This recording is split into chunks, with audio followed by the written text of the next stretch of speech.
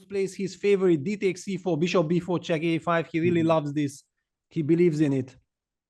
Then he wants to liquidate. Yeah, he very much believes. I think this is also some kind of a very old line, which you probably know from World Championship matches, probably 2010 Sofia. Yeah. Yeah, but also later we started kind of checking it, of course, because Magnus started playing it a lot.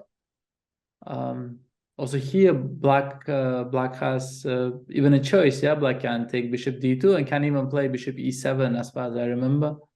Yeah, this is some new twist. Yeah, exactly. People are playing this bishop e7 move. Yeah, it's a also it's a strange one. Yeah, giving this option for queen a4 check, and then you go some knight b7 c6 or something. Yeah. Yeah. But But, okay, but this is the old classical one. Yeah. It takes b5, b3 is yeah, as you say, it's sort of classical, and then white usually gets a very pleasant position, but black has a pawn up, so everybody's happy. Yeah, everybody's. Yeah, I think you were also playing this from the black side. Well, I had this one game that probably caught your attention. Yeah. Yes, against Salem. Yeah. Yes, I think so. Yes. Yes, it was against Salem. Yeah. Yeah, queen takes b3, and then okay, all these kind of things. Yeah, that it's very ugly for black, but at the same time you are pawn up.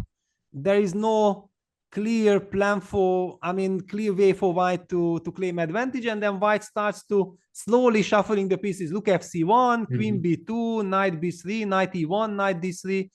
All this kind of maneuvering stuff starts. That's very interesting because it would create some additional spice to, we would see first of all game 4, but also Arjun would get then the strengths maybe. Yeah.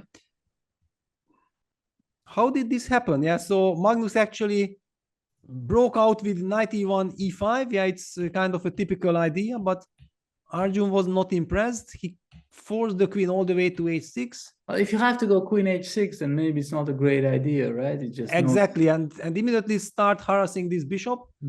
Rook b8, knight d3, and b4. Yeah, Magnus is trying to liquidate, but Arjun is not interested. Knight c5, bishop a8, queen takes a5. Well, this is serious trouble with this terrible bishop on a8.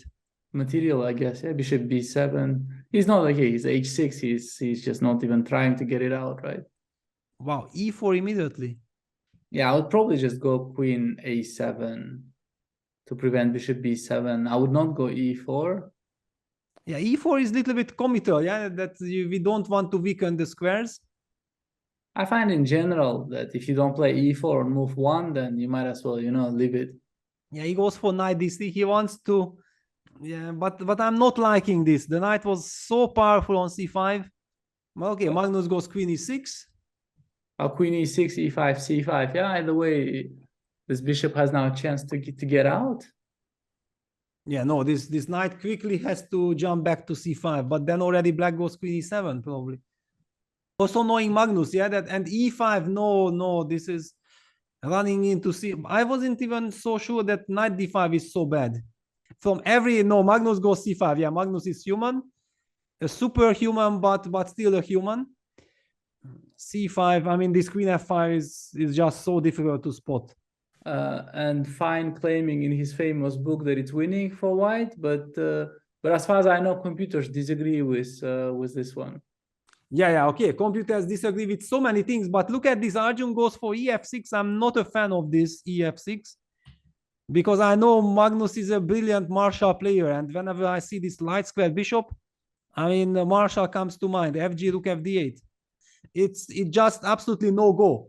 But with computers, your way of thinking changes dramatically, so you have many pluses, but also somewhere it should bring some negativity. No, I guess so. Yeah. No, in many ways, you should not forget, right, that these guys are just still so young. There is still so much experience which they do not have. What is this? This is what we were afraid of. Bishop dominates the knight. There is a passed c pawn. Yeah. Don't tell me that Arjun will lose this. Could easily happen, right? Could easily happen, yeah.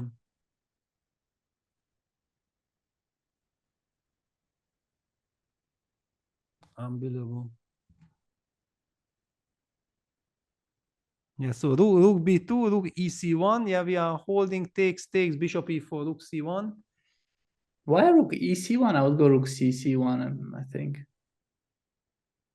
You would go like this, yeah. And if c2, then I go king h2, g3, and very Yeah, of course. You want to keep this option, you want to keep this Mm. option. Yeah, this is correct. Yeah. I mean, g4 was, of course, a nice move. You have to create this luft. Yeah, Anish is on the right track. Reached our line, rook b2, rook cc1, c2, and then knight h5 on the board. What to think of this? Okay, rook b8, he actually wants to go rook b1 and bishop d1. Yeah. Yeah, that would be deadly. How do you save this if bishop d1 comes, as you highlighted? I don't see yet. It looks over.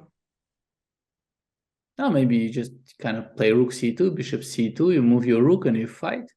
No. No fight. I mean, okay. No, I'm not a believer in this. Yeah, bishop d1 on the board. And look at Magnus. He's also looking at like, what is your plan, my friend? Yeah, I don't know. Yeah, I don't think he has a plan. Yeah. Yeah, no, he doesn't. Maybe there is no plan. Wow, Magnus then also seals the match. And from, yeah, he okay, but this is bishop g6. It's Bishop g6 and king g7. Yeah, that's it. That's resigns, yeah. Yeah, Magnus takes the match, and Well, Magnus takes the match, and then Liam takes the match.